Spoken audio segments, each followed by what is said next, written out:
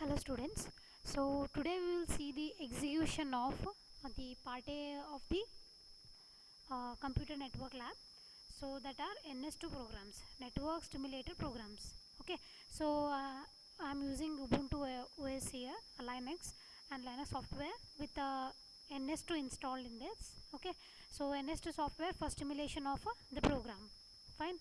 So the first program is to create the 4 nodes and a duplex links between them, and by varying the bandwidth we need to check the flow of packets, or we need to check the performance of the network.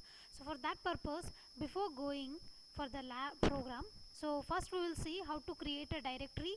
Okay, so first you need to create your own directory in the home, and then you can start writing the code or start saving the files in that. So go to files. Here you can see we need to create a directory in the home. Okay, so there are already different folders.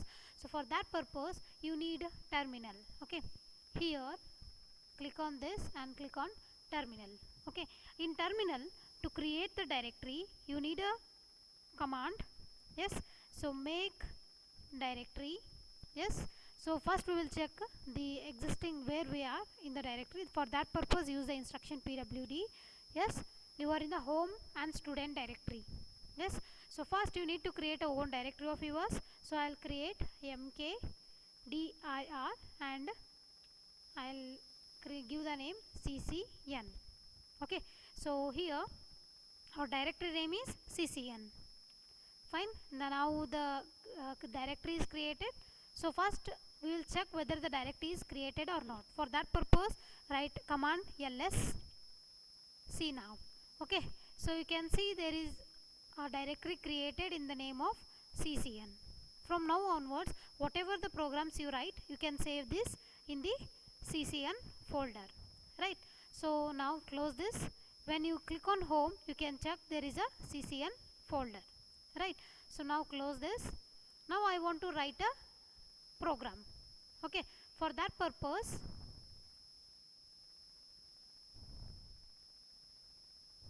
okay, so I have written the code. Yes, so I have opened the script. Okay, first I need to write a code and then save that with a .tcl instruction. Okay, I have already written the first experiment. I'll just show you how to execute this. I'll just copy the program. Okay, so I'll go for a new script. Okay, here I'll paste the program. The program is already typed 1. Okay, before saving this, I'll just explain briefly about the NS2 program.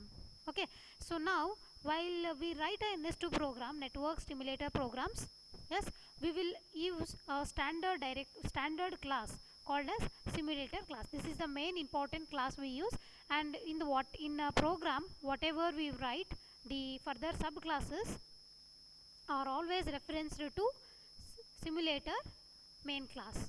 Okay, so set is the main. Whenever we go for the NS2 programs, there are two important languages involved. First one is command language and another one is object oriented language.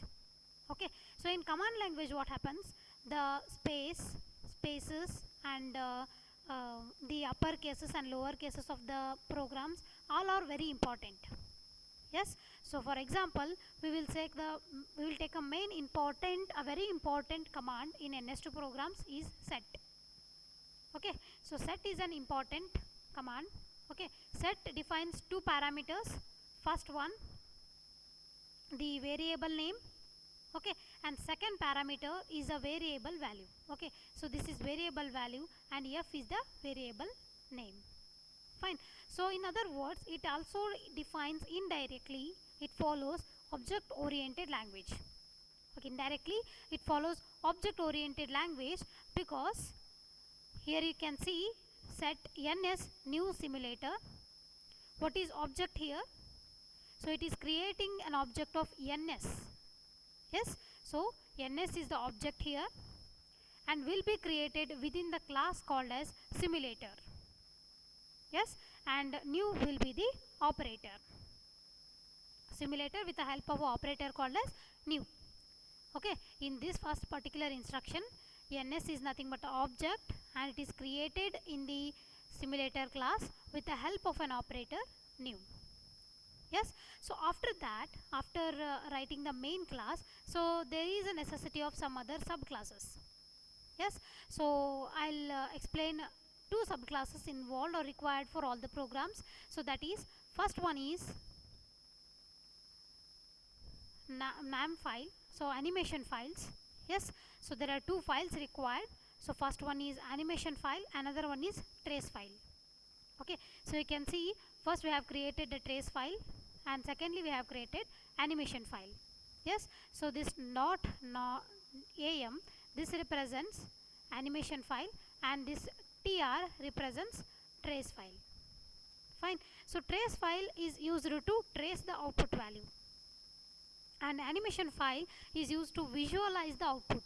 Yes, we will see that afterwards what is the necessity of animation file. Yes, we have created the node, but we need to check how the nodes are created and how actually the communication takes place between them. For that purpose we use so animation file, right? So next comes, see, we have written another subclass called as procedure finish. Yes, so in this involves the procedure for the execution of the program. Yes, so after that we use another subclass called as node subclass. Yes, so in the node subclass we define different nodes, or we create the nodes. Yes, what is the instruction used? Set n0. Yes, I'm using 4 nodes, n0, n1, n2 and n3. Yeah, so set n0 $ns node. What is this dollar represents? This dollar is acts as a reference to ns, or simulator class. Yes, so whatever the nodes are created are now created directly, or they are involved directly in simulator main class. Right, now we have created 4 nodes. Yes, so set 1, set n0, set n1, set n2 and set n3. This was creating of the node. Now in the next step we define the link between them. Yes, so $ns, once again it is linked to main class, simulation class, and duplex link. So the next parameter define what kind of link is between n0 and n1. Yes, n0 is a source node, n1 is a destination node, and what kind of link is there? Duplex link is there between them. And this 0.3 MB is nothing but bandwidth, and 10 milliseconds is nothing but the time. Yes, or you can say transmission time. Right, so next comes drop tail. What is this drop tail? Yes, so this is a type of the queue used. Yes, so the type of the queue used is drop tail. Okay, after that we have defined the link between n0 to n1, n1 to n2 and n2 to n3. Right, now we need to set the queue limit. Now what kind of a type of the queue is used is drop tail, and what is the queue limit set from n0 to n1 link is 20. Yes, n1 to n2 link is 20, and n2 to n3 link is 20. Yes, there is a link between n0 to n1, n1 to n2 and n2 to n3. Yes, so now we have defined the queue limit and all those things. Next step is to define the application and transport layer protocols. Yes, however, for the transmission purpose both application layer and transport layer protocols are needed. Yes, and here I am using UDP protocol as a transport layer protocol. Yes, command is set UDP 0 new agent bar UDP. Yes, for that I am attaching attach agent n0 UDP 0. UDP 0 is a protocol used for node 0. Yes, and it is referenced to main simulation class. I am attaching the file to simulation class. So similarly I will define CBR0. Yes, so CBR0 is nothing but so constant bit rate. We need to define that for application layer protocol. Yes, so we will attach that to the UDP protocol. Yes, so next define the packet size. Packet size is 500 total packet size, and interval taken is 0.005.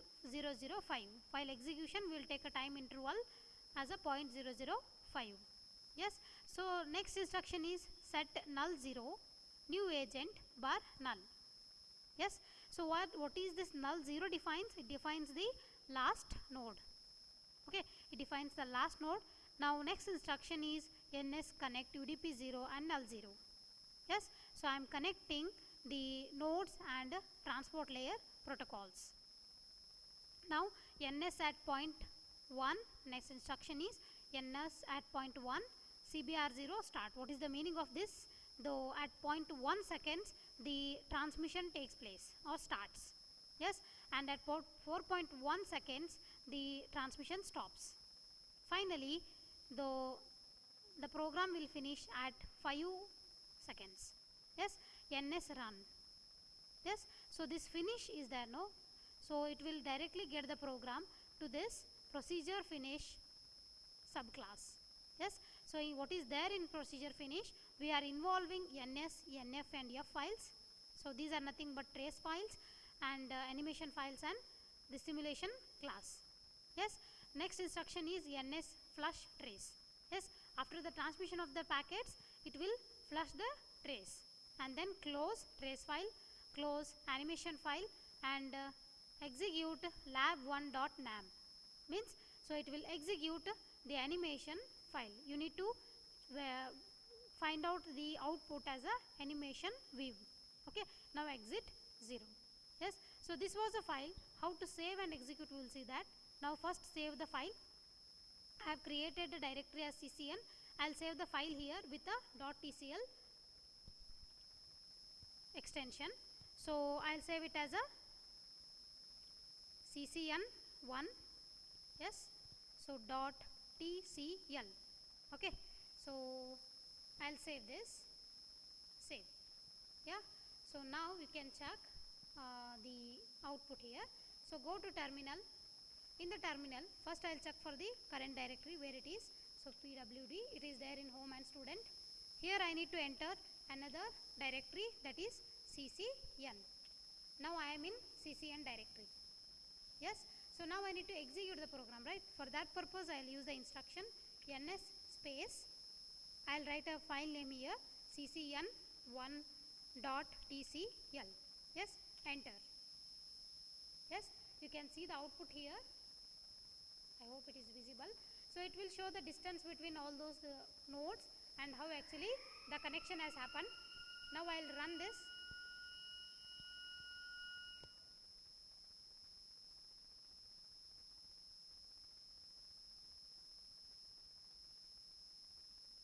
You can see the running here.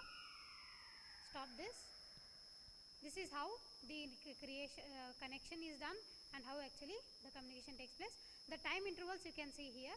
I am through the arrow mark, you can see the time intervals will be set, right? So this was the execution, creation of two folders and all. Yes, we can vary this 0.3 MB, that is we can vary the bandwidth 0.3 MB, 0.4 MB and 0.7 MB or different values. We can also vary the milliseconds values, yes, queue size values, and then we can check the performance, right? So thanks for watching the video.